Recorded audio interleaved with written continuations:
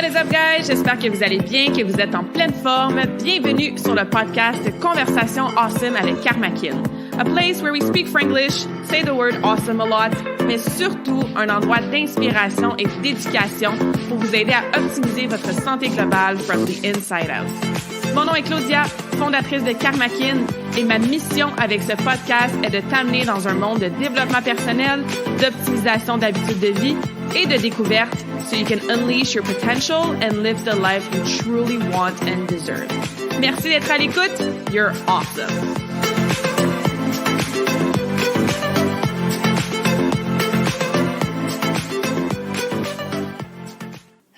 Aujourd'hui, je vous dis bienvenue à vous. Re-bienvenue si vous êtes là chaque semaine. Bienvenue si c'est ta première fois.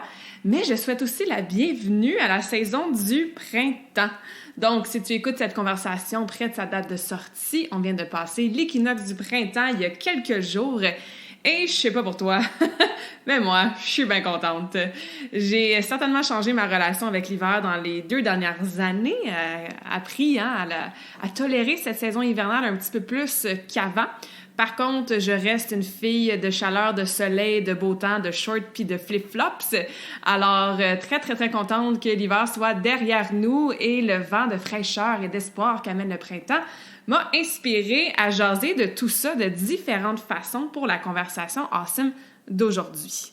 Donc, le but de la conversation, c'est de parler en termes un peu global, général, mais aussi plus spirituel, de santé. Qu'est-ce que ça signifie le printemps? Puis comment on peut prendre cette signification-là et l'amener dans notre vie pour notre santé personnelle, pour notre développement personnel aussi. Donc, on va parler spiritualité, on va parler de trucs très pratico-pratiques aussi quand même.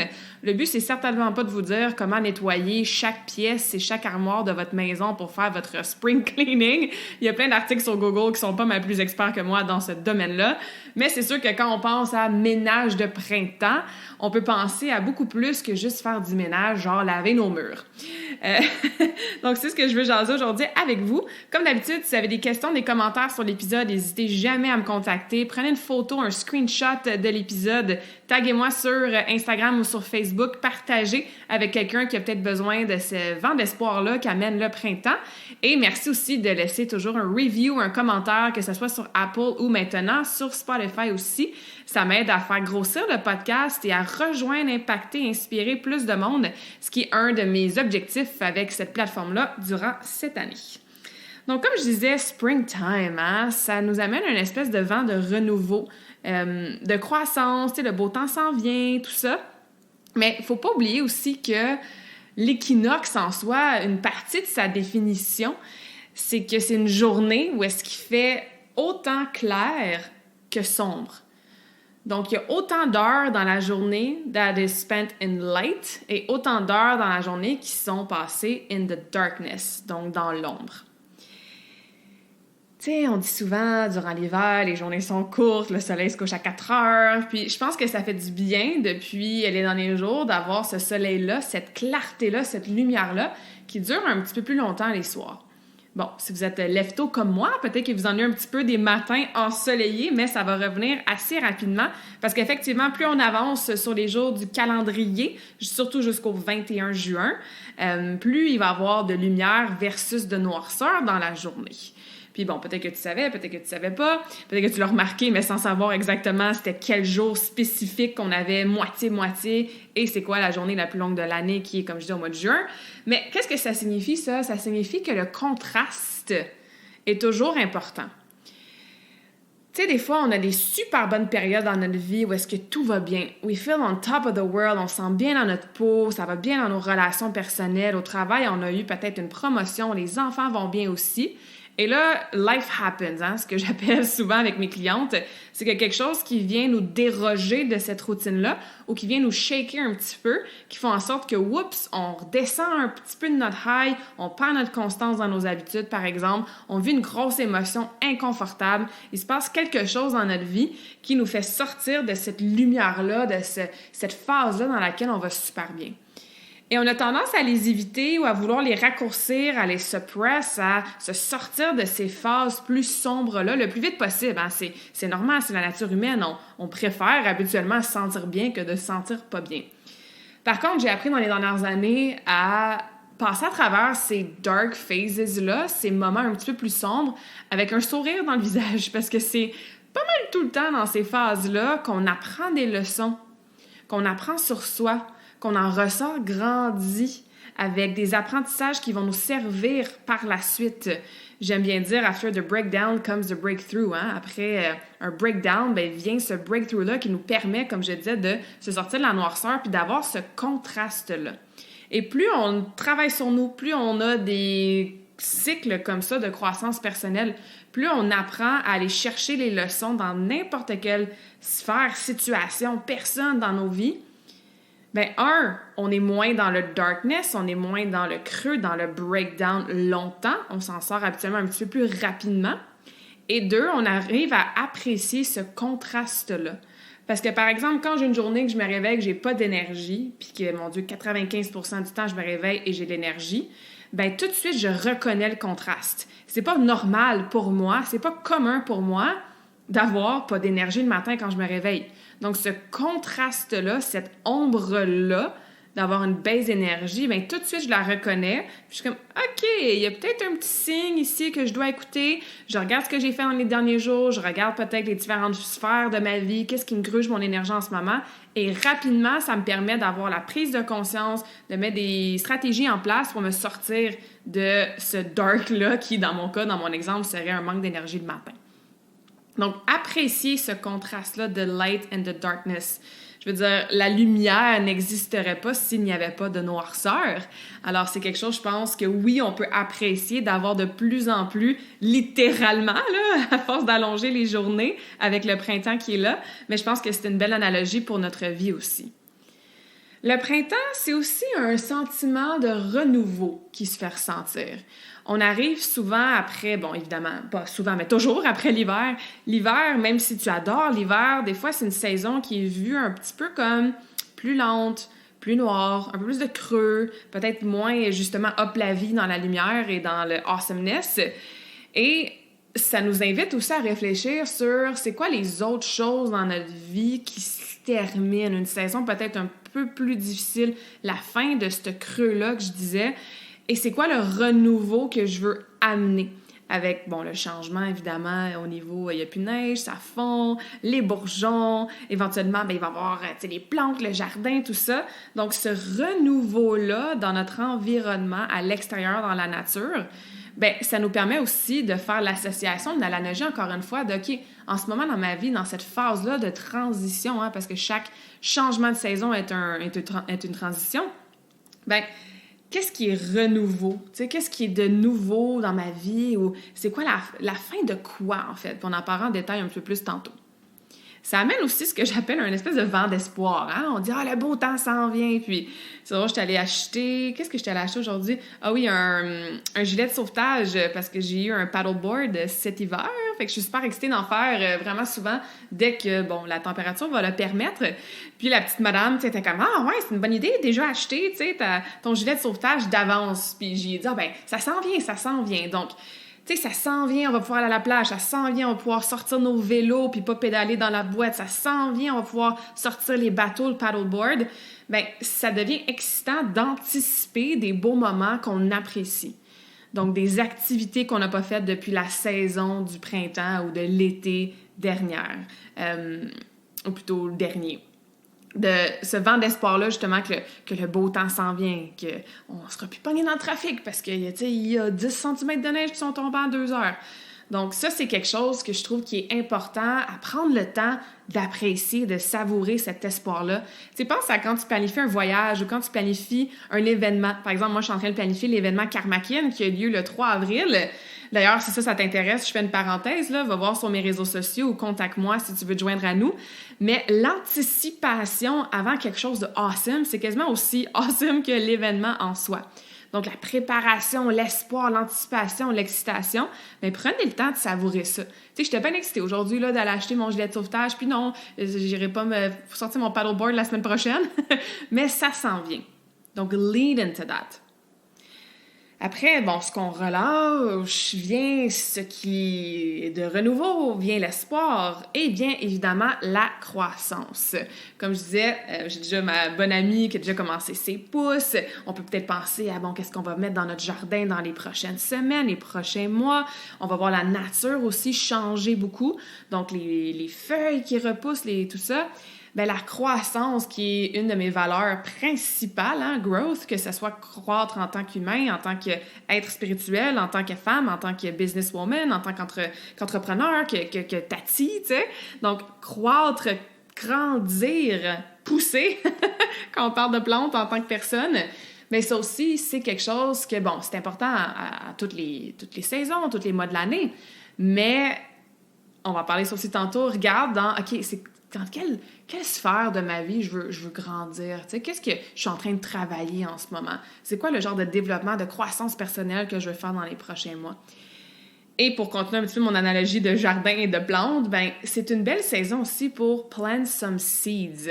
D'ailleurs, c'est ce que j'aime beaucoup faire avec mes lives, avec mes posts, avec mes podcasts, hein? C'est de semer des petites graines de réflexion dans votre esprit, dans votre cerveau. De comme, ouais, ça fait du sens. Et là, la graine est là, puis ça germe, puis ça pousse tranquillement. But where can you plant some seeds in your life? Ou avec qui, quelle conversation tu peux avoir pour planter, semer ces graines-là pour qu'ils puissent pousser comme idée, comme opportunité, comme projet, comme qualité, comme habitude dans ta vie dans les prochains mois. Fait que vous voyez qu'on peut faire quand même pas mal d'analogies entre, bon, vraiment la saison qui se passe en termes de la planète, la nature, Mother Nature, mais aussi en termes de, comme je disais, spiritualité, développement personnel, croissance personnelle et ce que ça signifie pour nous dans la transition, la phase de notre vie. Et je vois ça un petit peu en deux phases pour cette transition-là. La première phase, je vais l'appeler littéralement, le ménage du printemps. Comme je vous ai dit, effectivement, le but, c'est pas de vous dire, bon, oublie pas de changer tes piles dans ton alarme de feu, puis oublie pas de tirer ton poêle pour aller passer l'aspirateur, parce que souvent on le fait pas, parce que ça nous tente pas de tirer le poêle à chaque fois qu'on passe l'aspirateur. Mais le but un peu du ménage du printemps, autant au terme littéral que figuré, c'est de laisser derrière soi tout ce qui nous sert plus, de laisser fondre, hein, de let fade away ce qui nous sert plus, ce qu'on veut pas amener dans la prochaine saison, la prochaine phase de notre vie. Pense à la neige qui fond en ce moment. T'sais, pense à le froid qui fade, qui s'en va tranquillement. Pense à des choses que la nature leave behind pour laisser la place aux feuilles.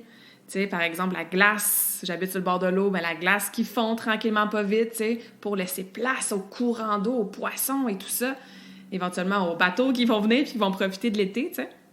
Mais c'est un peu ça la signification derrière le ménage du printemps, puis encore une fois, une graine que je veux planter dans ton esprit, de te questionner, tu sais, what do you need to leave behind? Qu'est-ce que tu dois laisser aller, laisser à la saison de l'hiver?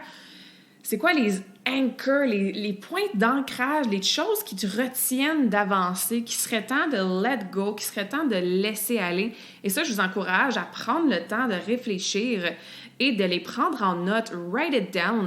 Puis si c'est des choses matérielles que tu veux laisser aller, prends le temps de te faire tes boîtes puis de faire ton ménage, parce qu'effectivement, il y a quelque chose de très, très relié au niveau de l'énergie. Quand tu te débarrasses des affaires, puis je vais vous parler de certaines catégories de choses qu'on peut se débarrasser, mais quand tu te débarrasses des affaires, que tu fais de la place pour du nouveau, c'est ce que ça fait justement, c'est que tu donnes l'espace à des choses qui vont te servir, qui vont t'aider, qui sont plus en alignement avec la personne que tu veux être ou que tu es déjà pour justement cette phase-là d'été de croissance, de renouveau. Donc, première catégorie, j'en ai déjà parlé rapidement, là, tout ce qui est matériel.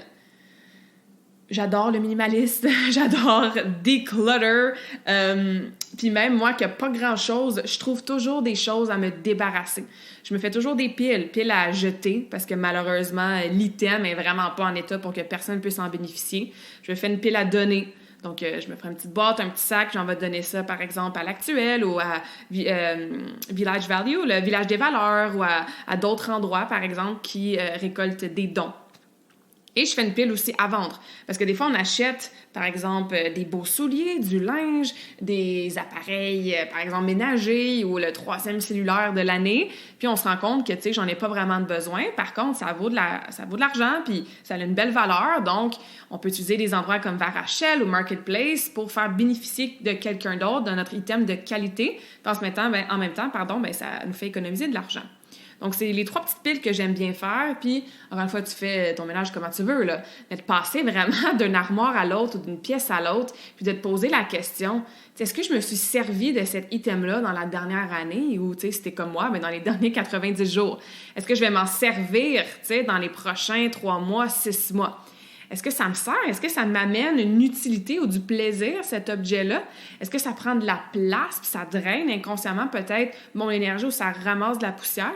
Est-ce que c'est, ladies, des vêtements dans notre garde-robe qu'on se dit « un jour, je vais rentrer là-dedans, un jour, ça va me faire », puis ça fait 10 ans, puis si la paire de pantalons ou la robe est encore là, puis tu rentres pas encore dedans, débarrasse, t'as pas besoin de cette énergie stagnante-là dans ton environnement. Parce qu'un environnement qui est decluttered, donc qui est en ordre, se débarrasser des choses physiques, 1, ça fait du bien. 2, on se sent plus libre, il y a plus d'espace, l'énergie circule mieux, mais aussi, ça fait toujours plaisir. Comme moi, tu sais, ça me fait toujours plaisir d'aller porter un sac de linge que je sais qu'il est en bon état, puis qu'il y a une famille ou il y a des gens qui vont pouvoir en profiter. Donc, c'est toujours très beneficial. Très bénéfique, merci, en termes de sentiments, your heart opens, là, en termes de gratitude, de pouvoir redonner ce genre d'items-là qui ne te servent plus, ou que tu n'as jamais utilisé dans le fond, parce que tu avais acheté, puis finalement, ça n'a pas servi. Donc, côté matériel, important à faire. Au niveau du ménage aussi, on peut penser à faire, c'est plus difficile celui-là, faire le ménage dans nos relations.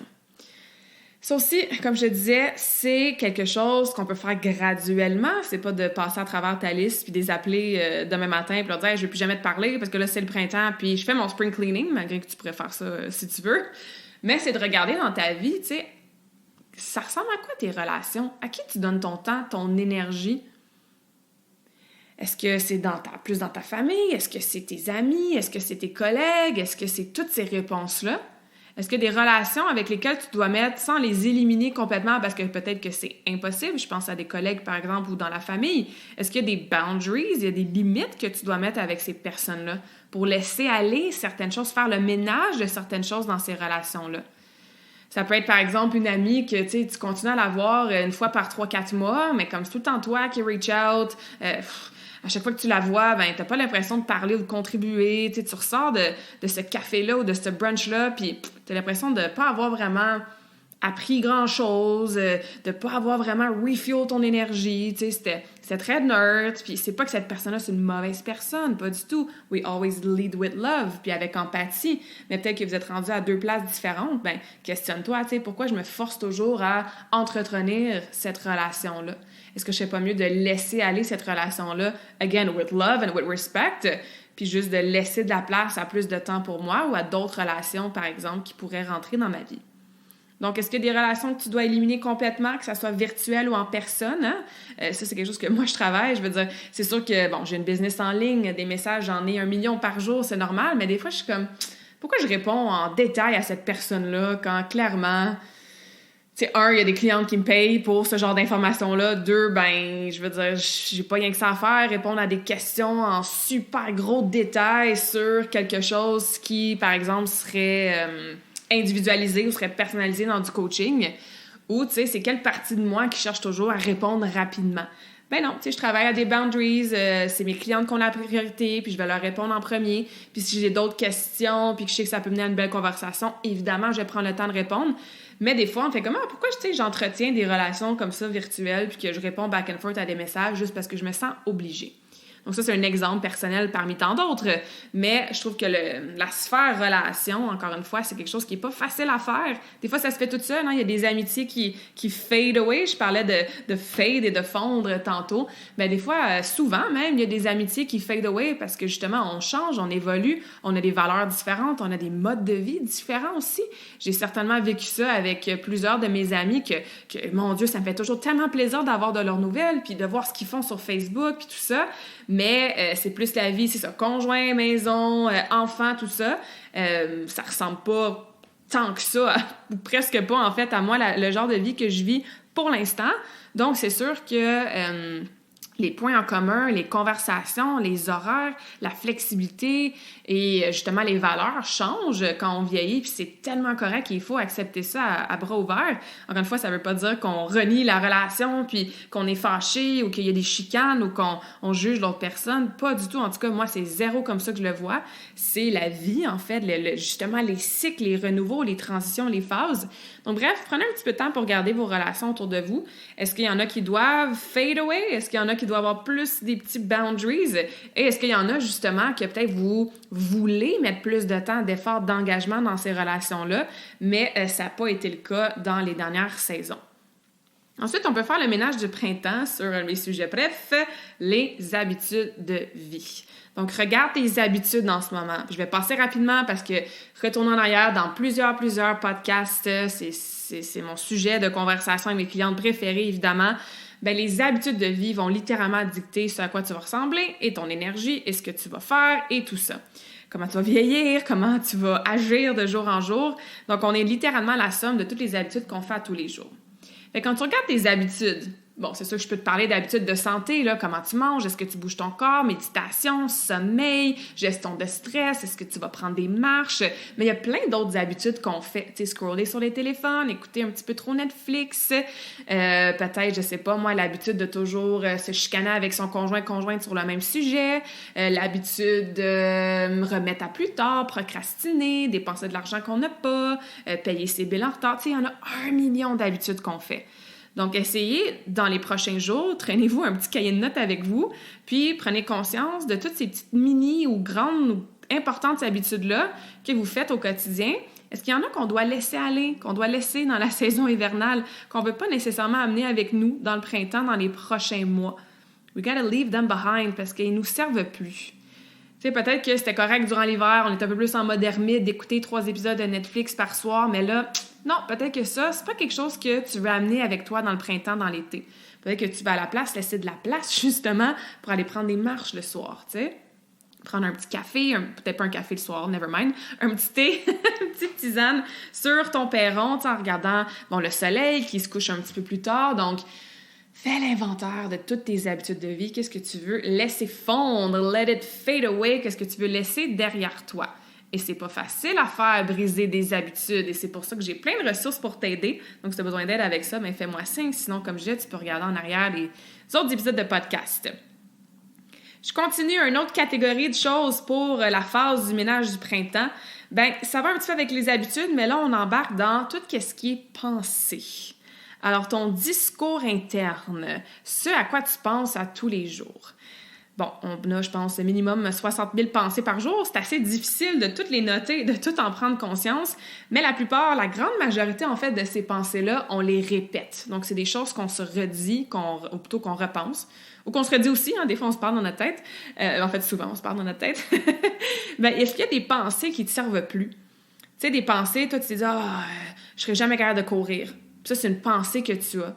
Puis là, le printemps y arrive. Puis là, tu vois tes chums de filles qui recommencent, un petit peu plus de jogging à l'extérieur avec la chaleur qui revient, le beau temps. Puis tu veux te débarrasser de cette pensée-là qui te dit que toi, tu ne pourras jamais être une coureuse. Hein? C'est peut-être ça une de tes pensées que tu veux laisser derrière. Peut-être que toi, tu as une pensée qui dit à chaque fois que le printemps arrive ou que l'été s'en vient, bien, je reprends tout le poids que j'ai perdu durant l'hiver parce que je recommence à boire du vin, à avoir des terrasses, à faire des barbecues, puis tout ça. Peut-être que tu veux se sentir avec tes habitudes, c'est sûr, mais c'est cette pensée-là que toi, tu as associée printemps-été égale je reprends du poids. Mais peut-être que cette pensée-là, encore une fois, tu veux la laisser derrière, tu veux pas l'amener avec toi dans les prochaines saisons. Donc ça aussi, c'est un travail d'une vie, hein, de prendre conscience de ses pensées puis d'essayer de les shifter le plus possible vers des pensées qui nous servent, qui sont en alignement avec nos objectifs, qui vont être le plus positifs possible parce que une autre statistique que je la connais pas par cœur, mais effectivement, la majorité de nos pensées, à moins d'avoir fait beaucoup de travail sur soi, travail de mindset et tout ça, bien, la majorité de nos pensées sont négatives. Et negative attracts negative. Donc, plus tu rumines dans ton négatif, plus tu vas attirer de ça, malheureusement, mais heureusement aussi, parce que le contraire est aussi vrai. Donc, prends ton journal, écris ces pensées-là, prends-en conscience, puis encore une fois, fais ton ménage du printemps entre tes 2 oreilles. La dernière chose que j'ai écrit, puis ça, je vais faire attention, j'ai aussi fait un épisode de podcast sur les fameuses detox. C'était avant Noël. Donc, l'épisode, je dis rapidement, probablement 49 ou 48. Mais bref, j'ai fait un épisode complet sur le sujet des fameuses detox. C'est un mot que j'aime pas tant utiliser juste parce qu'il est mal compris. Mais je pense que ça peut être quand même pertinent de faire certains protocoles de nettoyage, si on peut dire ça comme ça, en lien avec, plus spécifiquement, notre nutrition. Oui, dans la catégorie habitude, il y a évidemment le pilier nutrition. Oui, dans la catégorie pensée, il y a évidemment nutrition aussi.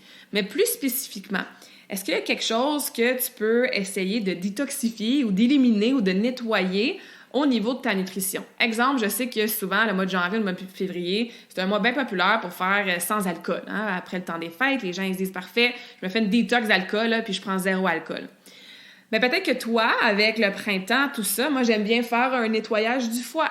Ça aussi, j'en ai parlé en détail dans l'épisode que je vous parlais plus tôt. Donc, ça peut être ça.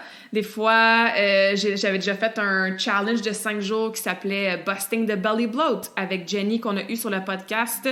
De mémoire, je veux dire l'épisode 46, mais c'est peut-être avant ou après, là, c'est tout sur la digestion.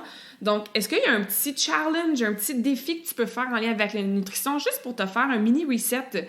Ça peut être, tu veux détoxifier un peu, faire sortir les toxines de ton corps. Fait que tu dis, parfait, je vais doubler ma quantité d'eau. Je bois habituellement 1 litre, là, je vais en boire 2 litres. Fait que ça n'a vraiment pas besoin d'être des gros protocoles intenses. D'ailleurs, si tu veux faire un protocole intense, s'il vous plaît, fais-le accompagné de quelqu'un qui s'y connaît. Fais pas ça par toi-même en achetant 400$ de produits par semaine, puis en achetant un petit detox TC, puis en te déshydratant ou en flushant tout, en mangeant de la soupe pendant 10 jours. S'il te plaît, ne fais pas ça. Mais d'ajouter des vitamines, des minéraux, de doubler ton hydratation, de couper des aliments que j'appelle différents, peut-être plus sucrés, moins sains, plus salés, plus gras, peut-être un moins bon gras. Ça peut être une façon de, encore une fois, je le dis très très vite, là, détoxifier, mais on peut utiliser un autre mot qui est moins mal compris, si je peux dire ça comme ça. Je trouve qu'au printemps, c'est un bon temps pour le faire aussi. Ça, c'était comme un peu la première phase du printemps, donc vraiment le ménage. Qu'est-ce qu'on veut se débarrasser dans toutes les sphères de notre vie qu'on veut faire, comme je disais, un petit clean-up. La deuxième phase, j'en ai parlé un peu en introduction, j'appelle ça la phase « plant some seeds ». Donc la phase où est-ce qu'on va semer des choses pour les voir évoluer, les voir grandir, les voir croître dans les prochains mois. Fait que je vous encourage encore une fois de prendre le temps d'écrire dans votre journal c'est quoi vos intentions pour la saison du printemps, donc pour les 3 prochains mois. Ça aussi, j'en ai déjà parlé dans l'épisode que je parlais de comment se fixer des objectifs comme du monde, puis surtout les atteindre. C'est pas juste de dire « dans les 3 prochains mois, je veux perdre 20 livres. Dans les 3 prochains mois, je veux sauver 10 000 $. Dans les 3 prochains mois, je veux prendre 2 longs week-ends de 3 jours. » C'est correct comme objectif. Sauf que des intentions, ça vient aussi avec qui tu dois devenir. Who do you want to become? C'est quoi la personne que tu dois être pour atteindre ces objectifs-là, ces intentions-là? Objectif, but, target, intention, c'est des mots qui se ressemblent, c'est des mots qui se complètent. Si le thème objectif, t'es tanné de l'entendre, c'est pour ça que j'aime des fois utiliser le mot intention. Mais déjà là, on veut plant des seeds, on veut les écrire à quelque part, on veut les avoir à la vue à tous les jours, on veut les garder en tête, puis on veut se projeter aussi dans l'avenir parce que c'est facile de juste vivre au jour le jour et une journée passe, une semaine passe, un mois passe et on s'en va vers quoi? Je veux dire, c'est quoi la vision, tu sais, à court terme, à moyen terme, comme par exemple justement pendant les prochains 3-4 mois au niveau de la saison du printemps? Puis éventuellement, même plus à long terme que ça, dans 12 mois, dans 3 ans, dans 5 ans, dans 10 ans. C'est pas tout le monde qui avait l'habitude de vous asseoir puis de, justement, vous projeter, avoir une vision, daydreaming, avoir des rêves. Puis, encore une fois, planter des graines aujourd'hui pour qu'on puisse voir ces graines-là germer puis pousser puis devenir des plantes, des fleurs, des fruits, des légumes qui vont représenter vos buts, vos intentions. Donc, je vous encourage à y aller, ça aussi, par différentes sphères de vie. Fait que, c'est quoi tes intentions? Tu sais, si tu fermes tes yeux puis tu te projettes là, au 21 juin, la journée la plus ensoleillée de l'été, de l'année même, la saison là, de l'été qui va être vraiment là, d'ici le 21 juin, la fin des classes, tout ça, C'est quoi les choses que tu aimerais accomplir? Puis c'est pas long, 3 mois, 3-4 mois, là. Vous le savez, ça passe très, très, très, très vite.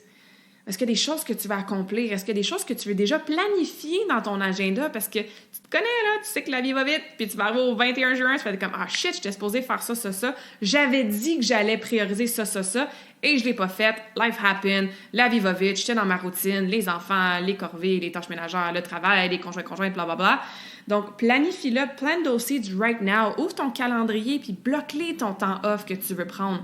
Ouvre ton calendrier, puis marque dans ton calendrier tes 3 workouts que tu veux recommencer à faire à l'extérieur. Ouvre ton agenda, puis peut-être fais des recherches sur Internet, puis regarde certains événements que tu veux faire. Fais la liste des livres que tu veux lire. Ressors-les de ta bibliothèque, mets-les à la vue. Donc, c'est ce que je veux dire par plant some seeds. Une fois qu'on s'est libéré à la phase 1 de tout ce qui ne nous servait plus, une fois qu'on a fait le ménage du printemps, et encore une fois, attendez pas que ce soit fait à 100%, comme j'ai toujours, it's a work in progress, surtout en lien avec les pensées, les relations, les habitudes. Bon, peut-être que faire le ménage de ton frigo, ça prend 1 heure ou 2, mais faire le ménage de tes relations puis tes pensées, c'est un ongoing process. Donc, je suis pas en train de dire que la phase 1 doit être absolument complétée avant de commencer à plant some seeds. Ça se suit, ça va ensemble. Mais bref, niveau justement réflexion, une fois que tu as laissé aller, tu as fait la liste des choses que tu veux laisser fondre, fade away, leave behind avec la saison d'hiver, mais qu'est-ce que tu veux attirer? Qu'est-ce que tu veux accomplir? Et comme j'ai déjà dit, qui tu veux devenir? Est-ce qu'il y a des choses spécifiques au niveau de tes qualités, de tes traits de personnalité, peut-être de tes défauts justement, peut-être de ton tempérament, peut-être de certaines habiletés professionnelles ou personnelles que tu veux dive into un petit peu plus? Peut-être que tu veux commencer une thérapie. Peut-être que tu veux, je sais pas moi, t'inscrire à un mastermind. Peut-être que tu veux travailler tes vibrations pour te sentir freaking good à tous les jours. Fait que tu vas écouter le podcast, soit le mien, ou un podcast qui est peut-être plus spécifique à ça, par exemple, de Abraham Hicks.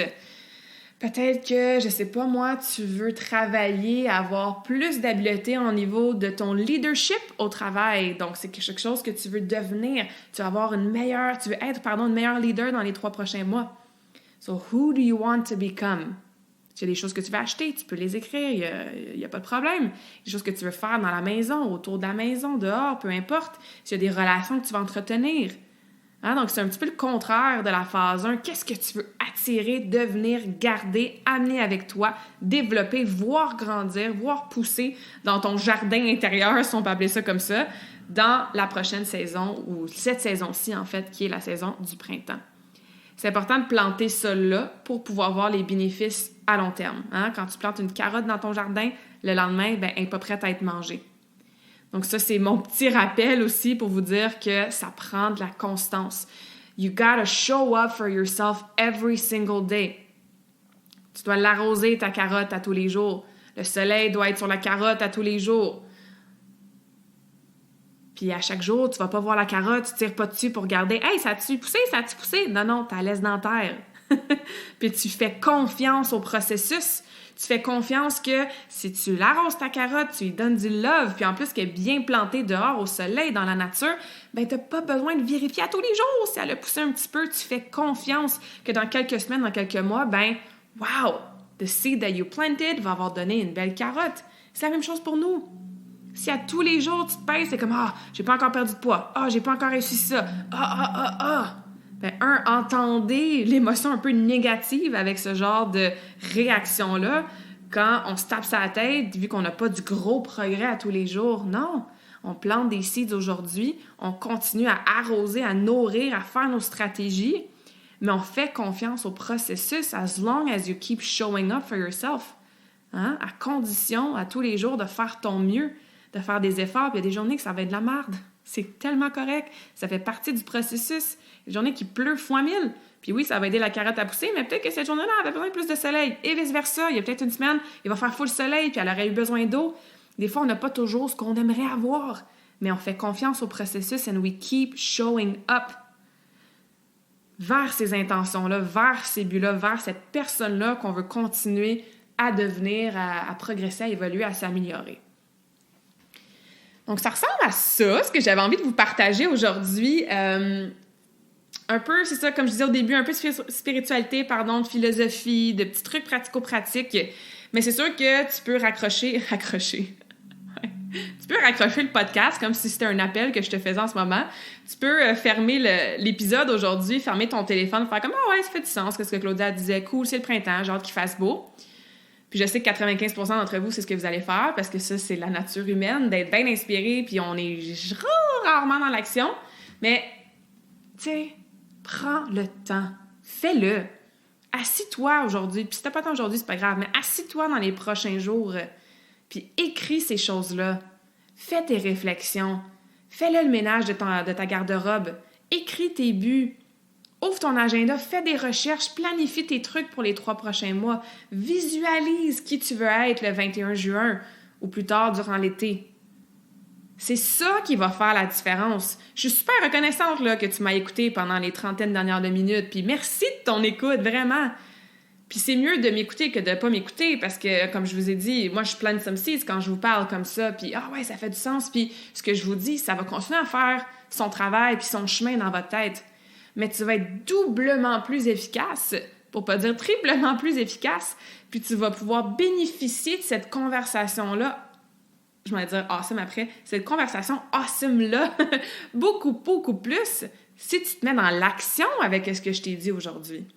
C'est des choses que moi je fais, c'est des choses que certaines de mes clientes font, c'est des choses que mon Mastermind Tribe font aussi, puis c'est ce qui nous permet d'avoir l'énergie, d'être de bonne humeur, de passer à travers des breakdowns qui sont plus difficiles avec le sourire, puis OK, le printemps s'en vient, littéralement, et tu sais, figure, en tout cas, vous savez, au sens figuré, le mot que je voulais vous dire. Donc, sois dans l'action, fais partie de ce 5%-là qui va être dans l'action avec ça. Choisis une chose aujourd'hui du podcast, mets-toi dans un momentum, peut-être que c'est matériel physique dans lequel tu fais ton ménage du printemps. Peut-être que non, toi, ce soir, tu vas visualiser 5 minutes après ta méditation, puis tu vas te projeter dans l'avenir, puis tu vas voir la leader que tu veux devenir. Peut-être que tu vas écrire aujourd'hui beaucoup dans ton journal, puis faire la liste de toutes les habitudes que tu aimerais changer, intégrer, modifier, éliminer. Peut-être que tu vas avoir une conversation cette semaine avec une belle-sœur ou une amie, puis tu vas lui dire que « Hey, I love you », mais comme « This is where I'm at », c'est là que je suis rendue dans ma relation, puis voici telle limite que je veux qu'on mette dans notre relation. Donc, fais minimum une chose pour ton ménage du printemps, pour accueillir cette phase de transition. Puis je te jure que tu vas en recevoir les bénéfices et que ça va probablement te mettre dans un momentum pour faire une 2e, 3e, 4e, 5e chose. Donc, profite de ce vent-là du printemps, profite de les journées qui allongent, profite de cette lumière-là, pas pour toujours vouloir être dans le awesomeness puis la lumière, hein. Je vous rappelle que la noirceur a sa place, les problèmes, les difficultés, les défis, les challenges ont leur place pour amener ce contraste-là, nous faire apprécier quand ça va bien, nous faire apprécier notre évolution. Mais il y a rien qui change quand on reste dans notre zone de confort, puis il y a rien qui évolue quand on n'a pas justement ces pistes de réflexion-là, ce awareness-là, et surtout quand on n'est pas dans l'action. Fait que j'espère que la conversation d'aujourd'hui, au-delà de vous inciter à aller prendre une marche, s'il fait encore clair et beau quand vous allez écouter cet épisode-là, mais j'espère que ça vous inspire à profiter de ce que la mère nature, de ce que Planet Earth nous offre à chaque saison et de, comme je disais, de faire des analogies avec votre vie personnelle et professionnelle. Donc, je vais vous laisser avec... C'est pas vraiment un quote, full disclosure, j'ai trouvé ça vraiment sur... les internets quand je préparais l'épisode d'aujourd'hui. C'est plutôt une phrase que je trouvais vraiment intéressante puis qui complète bien ce que je voulais vous dire aujourd'hui. Donc, la phrase se lit comme suit.